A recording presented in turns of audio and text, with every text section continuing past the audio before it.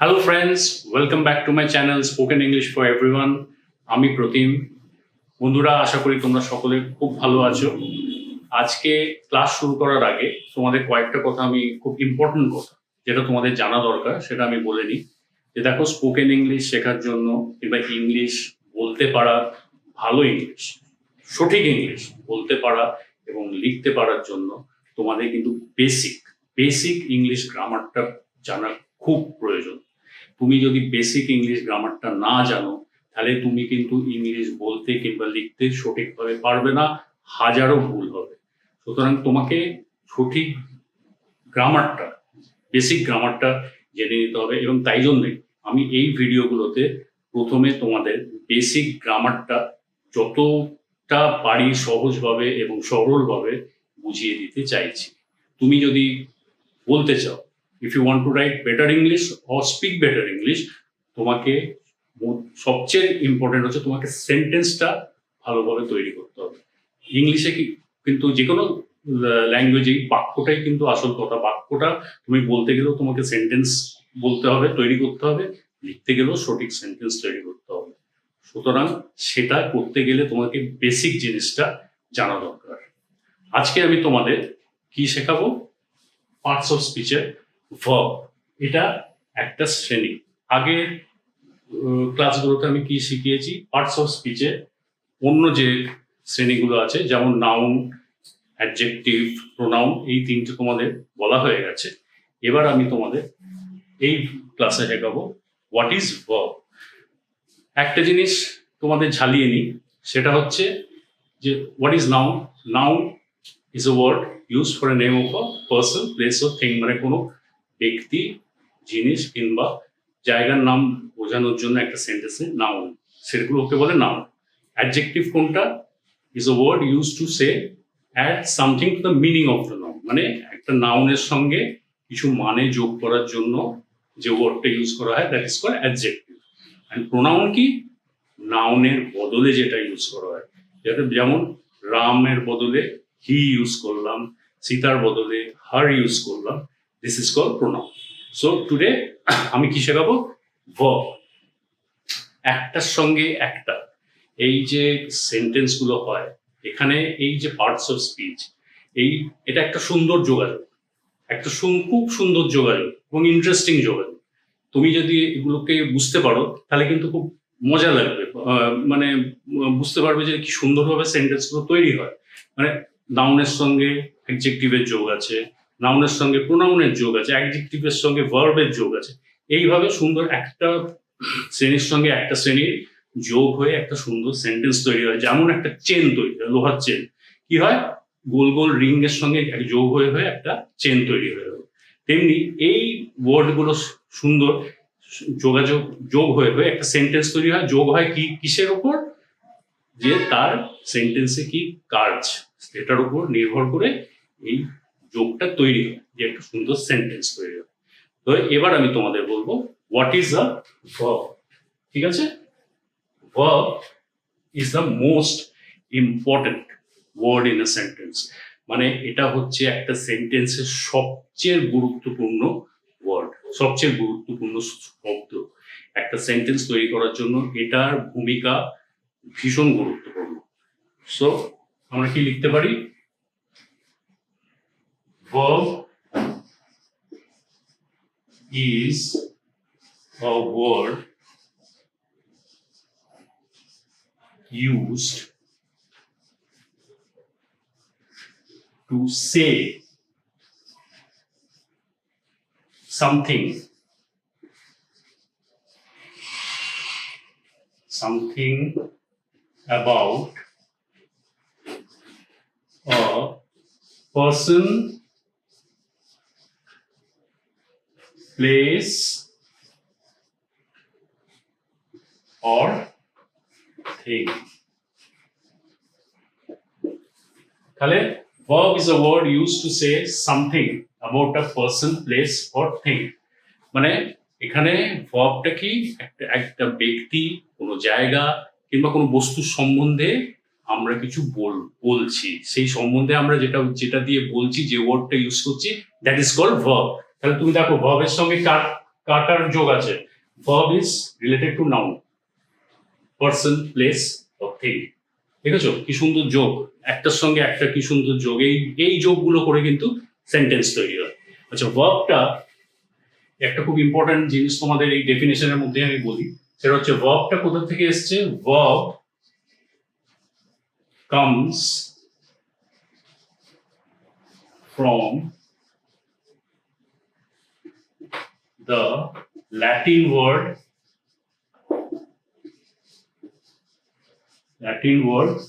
verbum.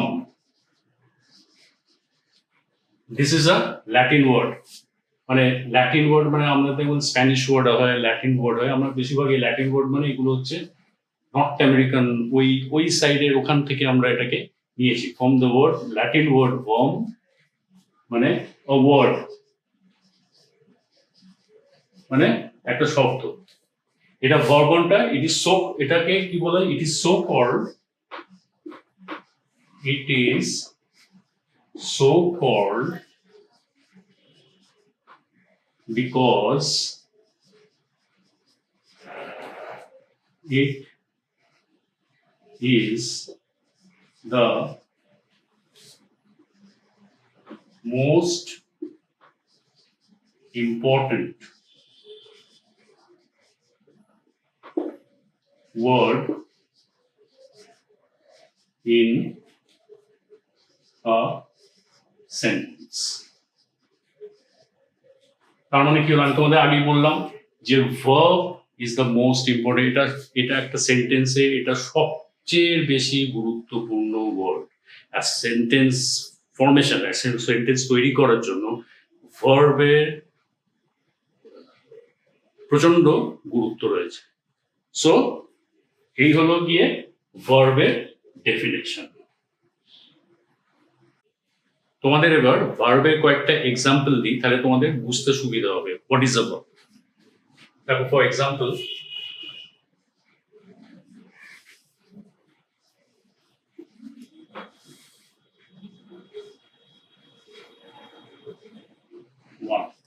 আমি কি বলেছি, verb is a word use to say something about a name of a person, place or thing. তার মানে একটা ব্যক্তি, কোনো জায়গা কিংবা কোনো অবজেক্ট, কোনো বস্তু সম্বন্ধে কিছু বলা যেটা দিয়ে আমরা কিছু বোঝাই, সেটাকে বলে ভার্ব। তো এক্সাম্পল, যেমন ধরো আমি লিখতে পারি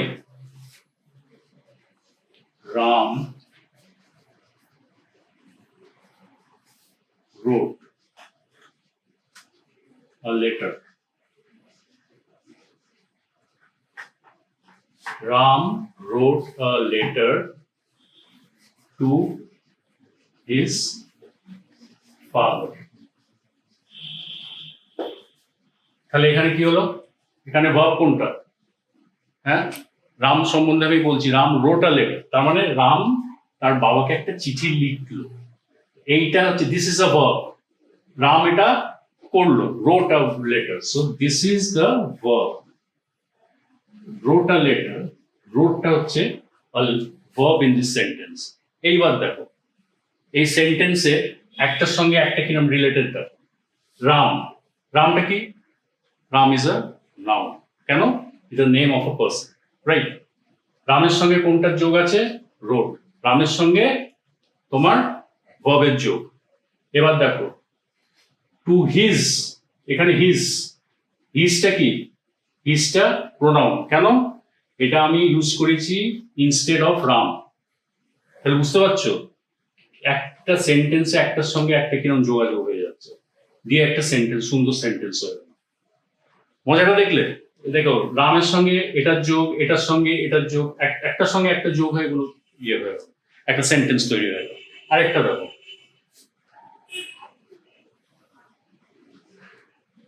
দেখো ধরো আমি লিখলাম কলকাতা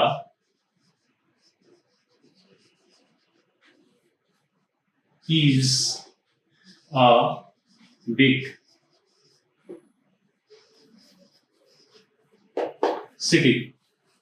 এখানে কোনটা verb? এখানে is the verb. This is the connect. এটা আমি কলকাতার এখানে এই যে কলকাতা বিগ সিটি, এটাকে যোগ করছে এইটা এইটা এর সম্বন্ধে বলে দিচ্ছে। Kolkata is a big city, এটা হচ্ছে ভার্ব। এবার এখানে দেখো যোগ, দেখো this is a noun Kolkata, name of a place.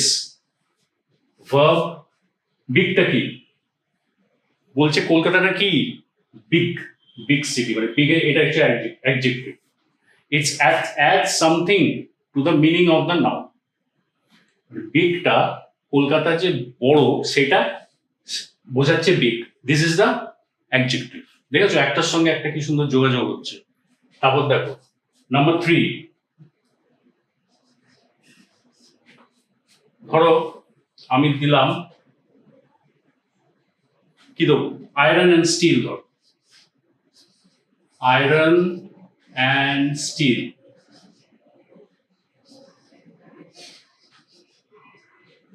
iron and steel are useful metals. এখানে কি হলো দেখো, এটা হচ্ছে this is the art, this is the verb. It is saying something about the thing. Iron and steel, এই দুটো হচ্ছে ধাতু। ধাতুগুলো কি আর ইউজফুল মেটালস, হ্যাঁ খুব দরকারি ধাতু। এখানে কি আয়রন এন্ড স্টিল, এটা কি, this is again a noun verb. হ্যাঁ তো স্যার একটার সঙ্গে একটা দেখো কি সুন্দর যোগাযোগ থাকছে। ভার্বের আরো কয়েকটা দিক আছে, যেমন ধরো verb may also tell us about one, what a person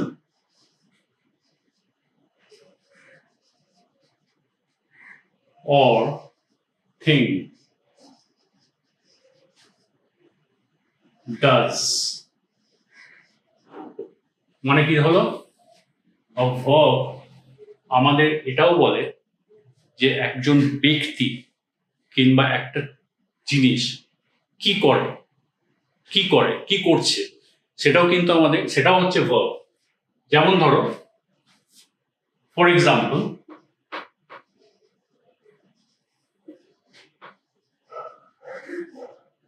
example ধরো এ রাম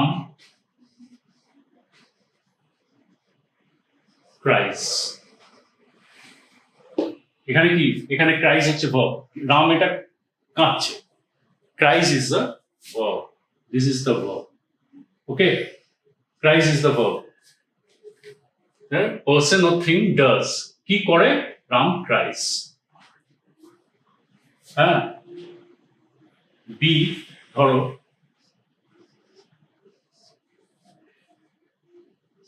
the dog barks, কুকুর চেঁচায়, barks is the verb। বাঘটা কুকুরটা কি করে, কুকুরটা ঘেউ ঘেউ করে, barks। কুকুরে ঘেউ ঘেউকে কি বলে, barks। so this is the verb।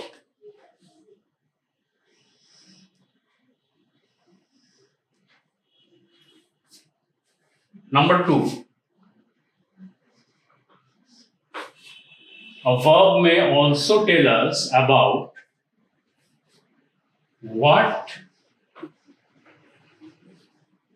is done to, what is done to a person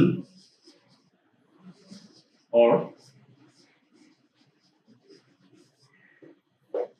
এর মানেটা কি হলো, মানে ভার্ব আমাদের এটাও বলে যে একটা ব্যক্তি, কোনো ব্যক্তি কিংবা কোনো জিনিসকে কি করা হয়েছে, সেটাও কিন্তু ভার্ব আমাদের বলছে।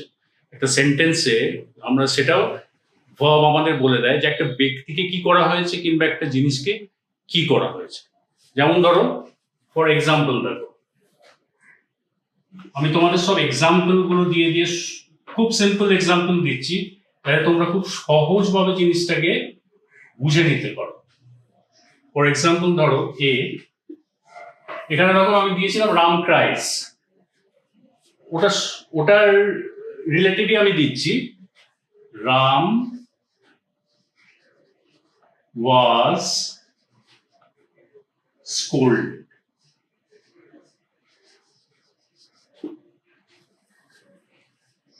মানে রামকে বকা হয়েছে,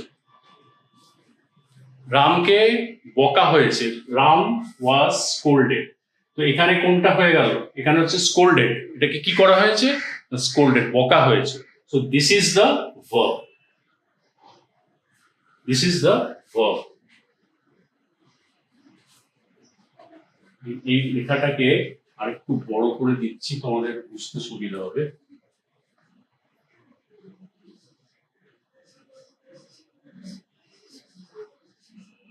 স্কোল্ডেড, এটা হচ্ছে ভার্ব। রামকে কি করা হয়েছে না, বকা হয়েছে।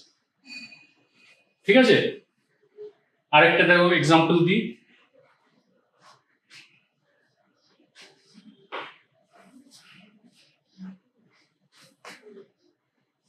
The glass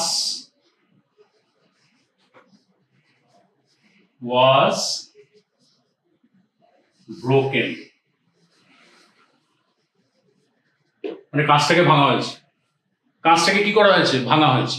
so broken is the verb. বোঝা গেল, খুব সিম্পল, মানে এত মানে জিনিসগুলো সিম্পল যে তোমাদের বুঝতে কোনো অসুবিধা হবে না। ব্রোকেনটা হয়ে গেল এখানে ভার্ব, এখানে গ্লাসটাকে কি করা হয়েছে, ভাঙা হয়েছে।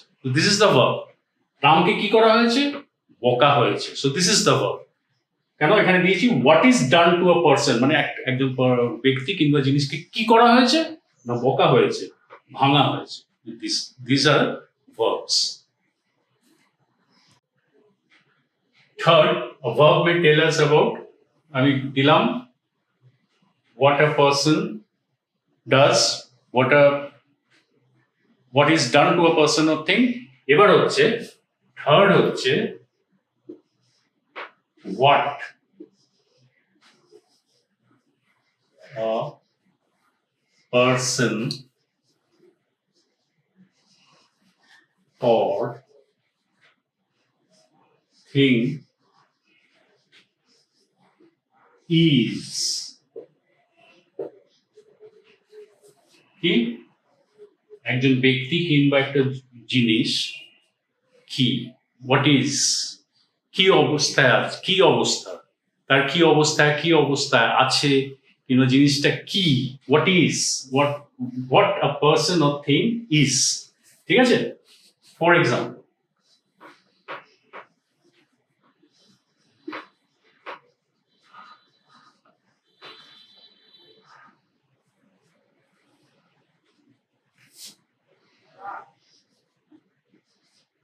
যেমন ধরো আই ফিল, সরি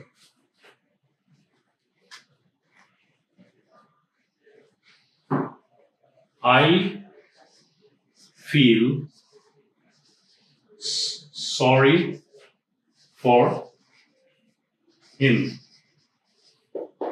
আমি ওর জন্য দুঃখিত, আমি ফিল করছি, আমি ওর জন্য ফিল করছি, আমি দুঃখিত ওর জন্য। সুতরাং this is the verb, what I am feeling. Number B,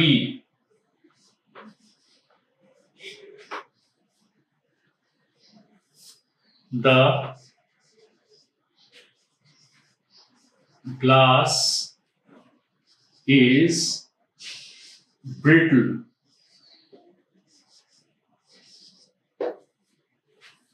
মানে কাঁচটা কি ভঙ্গুর, কাঁচ খুব ব্রিটল, ভঙ্গুর, পাতলা।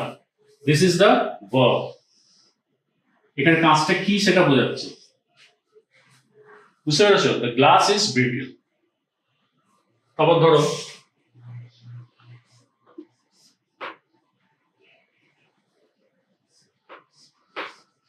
the cow is dead.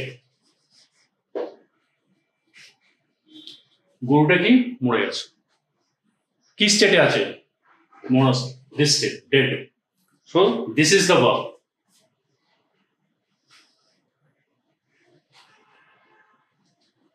বুঝতে পেরেছো? So I feel sorry for him. আমি ওর জন্য দুঃখিত। This is the verb. আমি ওর জন্য দুঃখিত, এটা feel. Glass is brittle, ভঙ্গু। Brittle is the verb. The cow is dead. গরুটা মরে গেছে। Dead is the verb. এবার বন্ধুরা আমি তোমাদের বলি যে এতক্ষণ আমি তোমাদের যেগুলো বললাম যে একটা সেন্টেন্সে একটা সিঙ্গেল ওয়ার্ড ভার্ব, একটা সেন্টেন্সে একটা ওয়ার্ড যেটা ভার্ব, কিন্তু এটা জেনে রাখো একটা সেন্টেন্সে কিন্তু দুটো ভার্বও হতে পারে। A sentence may consist of two verbs. কিরকম দেখো, verb in a sentence may consist of two words. It consists of two words.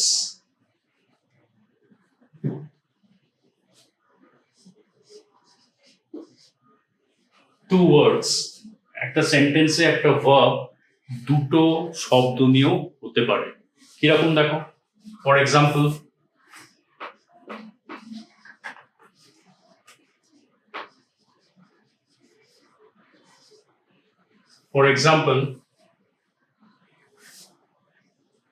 one, I have learned my lessons. মানে আমি আমার পড়াটা করে দিয়েছি। I have learned my lessons. এখানে verb কোনটা দেখো, have learned. Have learned এই দুটো হচ্ছে verb, একটা সেন্টেন্সে দুটো ওয়ার্ড হলো verb। বুঝতে পেরেছো? Have learned my lessons. Number 2 ধরো, আরেকটা তোমাদের এক্সাম্পল দিই।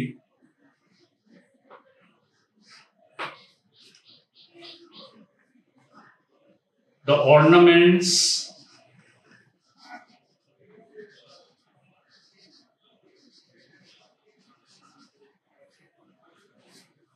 গয়না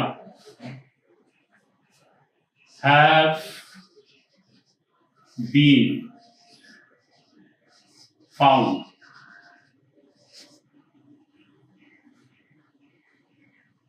বুঝতে পেরেছো? ফাউন্ড এখানে ভার্ব কোনটা, হ্যাভ বিন। গয়নাগুলো খুঁজে পাওয়া গেছে, সুতরাং দ্য অর্নামেন্টস হ্যাভ বিন, এখানে দুটো ভার্ব, সুতরাং একটা সেন্টেন্সে দুটো ওয়ার্ড ভার্ব। এইভাবে এগুলো হয়, বুঝতে পেরেছো? তো যেমন একটা ভার্ব হয় একটা সেন্টেন্সে কিন্তু দুটো ওয়ার্ডেরও ভার্ব হয়। সো বন্ধুরা, আশা করি তোমাদের এই ভিডিওটা ভার্ব বুঝতে কোনো অসুবিধা হবে না। আমি যতটা পেরেছি সহজ সরলভাবে এক্সাম্পল দিয়ে উদাহরণ দিয়ে তোমাদের বুঝিয়ে দিয়েছি। হ্যাঁ, তোমাদের যদি এই ভিডিওটা ভালো লেগে থাকে অবশ্যই লাইক করবে, বেল বাটন টিপে সাবস্ক্রাইব করবে এবং আমার কমেন্ট বক্সে গিয়ে যদি তোমাদের কোনো অসুবিধা হয়, কোনো কোয়ারিজ থাকে অবশ্যই আমাকে লিখে পাঠাবে, আমি তোমাদের উত্তর দিয়ে সেগুলো সলভ করে দেবো। Thank you for watching my video and keep watching my channel. Bye bye.